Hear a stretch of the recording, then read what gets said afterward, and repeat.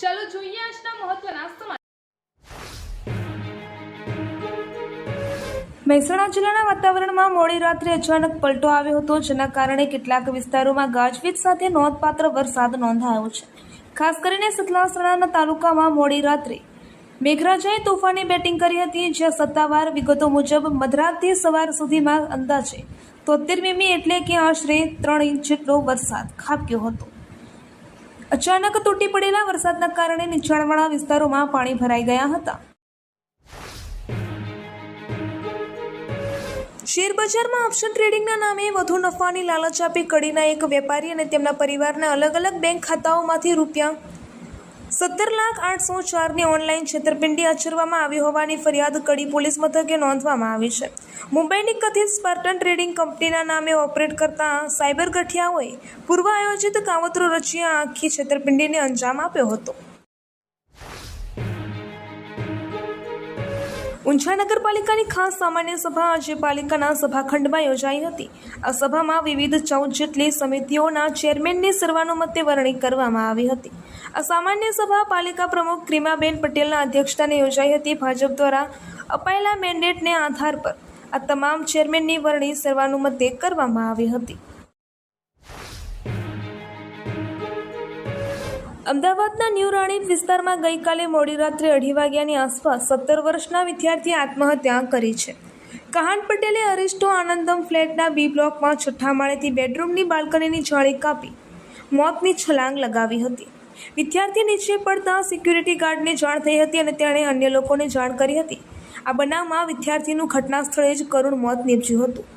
હાલ મૃતદેહને પીએમ માટે સિવિલ હોસ્પિટલમાં ખસેડવામાં આવ્યો છે।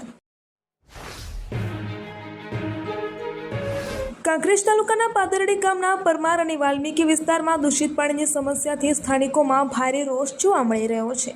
છેલ્લા કેટલાય સમયથી પીવા અને વપરાશ માટે આવતું પાણી ગંદુ અને અશુદ્ધ હોવાથી અનેક લોકો, ખાસ કરીને નાના બાળકોને ચામડી તેમજ અન્ય ચેપી રોગોથી પીડાઈ રહ્યા છે। ગુજરાતમાં સત્તાવાર ચોમાસું બેસવાની 15 જૂન વીતી ગઈ છે। ખેડૂતો વાવણીની તૈયારી કરીને બેઠા છે, પણ વાવણી લાયક વરસાદની રાહ છે। ત્યારે હવામાન નિષ્ણાત પરેશ ગોસ્વામીએ આ વર્ષના ચોમાસાને લઈને મહત્વની આગાહી કરી છે। તેમના મતે આ વર્ષે સામાન્ય કરતાં ઓછો વરસાદ પડશે અને ચોમાસું પણ મોડું બેસશે, પરંતુ સાથે કહ્યું છે કે લોકો અને ખેડૂતોને ચિંતા કરવાની જરૂર નથી।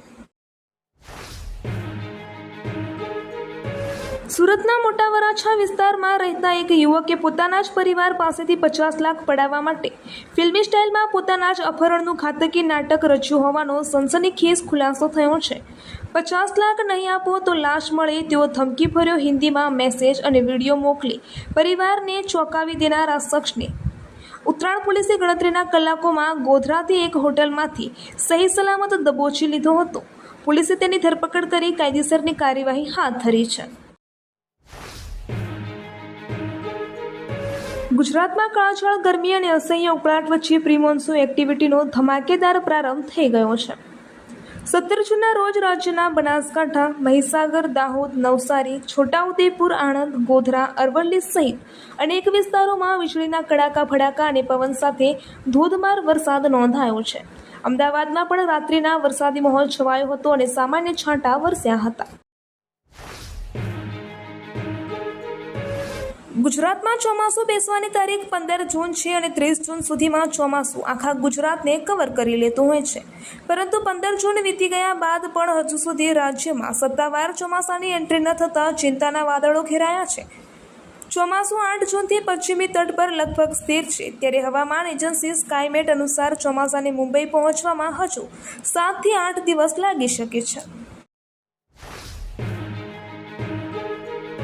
અમદાવાદની નામાંકિત બીજે મેડિકલ કોલેજમાં રેગિંગનો મામલો સામે આવ્યો છે। જુનિયર વિદ્યાર્થી દ્વારા સિનિયર સામે 8 જૂને ફરિયાદ કરવામાં આવી હતી, જે મામલે એન્ટી રેગિંગ કમિટીને તપાસ સોંપવામાં આવી હતી। આ તપાસ રિપોર્ટ બાદ ઓર્થોપેડિક વિભાગના 3 વિદ્યાર્થીઓને 6 મહિનાથી 1 વર્ષ માટે સસ્પેન્ડ કરવાની કડક કાર્યવાહી કરવામાં આવી છે।